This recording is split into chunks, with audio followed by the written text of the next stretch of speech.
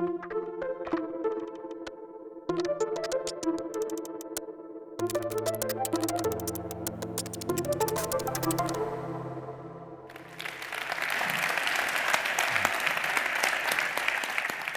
you know that your first kiss can actually tell you everything you need to know about learning? Can you see the picture? There it is. He's cute, isn't he? And he's like full of love. And you know what he's doing? He's practicing. He's practicing how to kiss. He even seems like he's in love with that pig.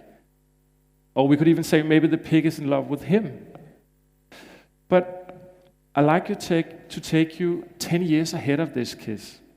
And imagine that the kids would be a little more magical than this. We would probably discover our parents kissing for the first time and thinking, ooh. It will also be the time where kids at school will start kissing. They might look at us or say, down in the schoolyard, I've kissed this person. They might even say, you have to do this with your lips in order to kiss. But what it all takes us up to is that special moment when we're going to kiss our loved ones for the first time. And we could not have been taught how to kiss, but we can practice how to kiss. And that took us all the way to the kissing. And since I come out of the gaming industry, we look a lot about how we learn. And there are two guys, Lombardo and Eisinger, and they've looked at and got some research done on how we learn. Let me show you what they found out. 10% of what we learn at work comes out of courses and readings. Only 10%. 20% of what we learn comes out of feedback on doing the right or the bad thing at work. That means that our colleagues are helping us or our boss might be giving us good advice. But 70% of what we learn comes from on-job work experience. This means practice. This means doing what we are supposed to do. So the basics of their study is that we do not need to come up with 1,000 PowerPoint slides. We need to practice if we want to learn. You see, what I think of is we need to be able to create stadiums with a lot of light on. And in the middle, we need to be able to give you a training court, a football field to kick ball on, to practice what we're giving you in the 10 and the 20%. But we are so familiar with being here. It's like I'm an expert on doing PowerPoint slides, but I'm not an expert on giving you training fields. Most learning designs today, and I think you will agree with me, are built in this way. You will attend a regular training course, and you will, in the end of it, have like a binders, maybe 2 or 3 of them in your hand when you leave the course. You'll be asking for a trolley before you enter the door. And on top, we'll probably throw a few books on just to get you inspired before you go out and practice. But I'm not saying this because I'm on a crusade against books or readings. I'm actually the opposite because I don't think we can do learning designs without theory. We cannot teach you anything without knowing that this is solid and based on something that people have looked really into, like really know this is the truth. So it's not a crusade. It's just that we have to shift from what we are so familiar with into something that is more difficult for us because we haven't spent so much time on it, like the training field. But that is where you create the value of the learnings. So that's why I think it's crucial important. Since I come from the gaming industry, I know we are experts and specialized in creating those types of training fields. That's what we actually are doing. And let me give you one example on what we do. You see, first we take a theoretic model, and this model comes out of the Gestalt psychology. And before I explain more, I'd like you to think of a situation where you have been set in a situation where you had to learn something new, something that you thought was difficult. Like if you had to shift a position and you had to learn the new IT system, and it was important for you if you had to do your work right, or else you will get out of the job very late every day, so you had to learn this new IT system. Then I want you to scale that picture up like you had 1,000 colleagues, and all of them had to learn a new IT system at the exact same time. So the concern would be, how do my colleagues react to this change? How do they think about the new IT system? And if you were a manager, you would think, how do I get this person to move around in this change? How do I get them to actually use the new system? And in order to do so, we put more things onto this model. One of the things we add is a start and a finishing line. So now you know where you are in the change. Have you just started out by telling people about the change?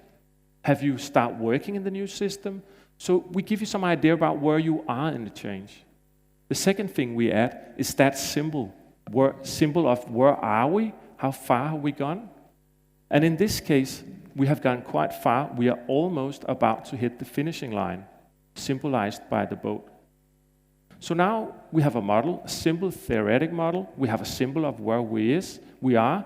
We have a start and a finishing line.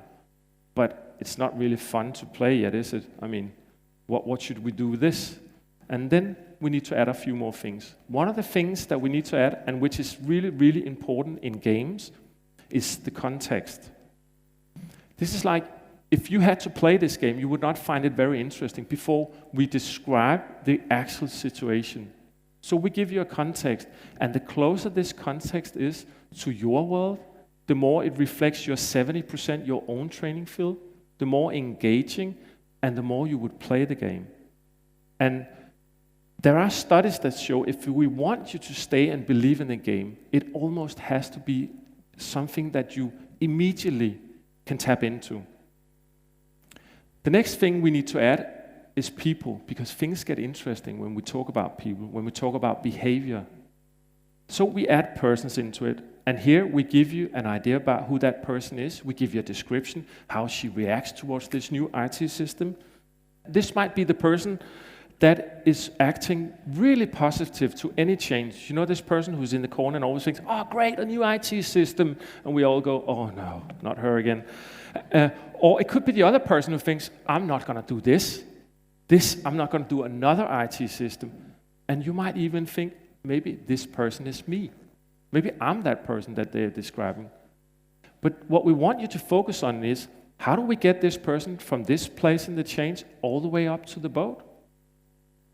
And right now you think, yeah, what do we do? Let me tell you what we do. We give you choices. And those choices, those are there to let you kick the ball. This is now we have created the training field, and now we give you a ball to kick around. And these choices are directly linked to a specific theory. They're not something that we just think you should do. Those comes from a guy called Rick Maurer, who's done some research on how we react towards changes in our lives, like a new IT system in organizations. And let me go through them so you have an idea about what it is. The first choice, which is number 22 for you, is called iCoach. That's a choice that gives you information about why are we changing this IT system.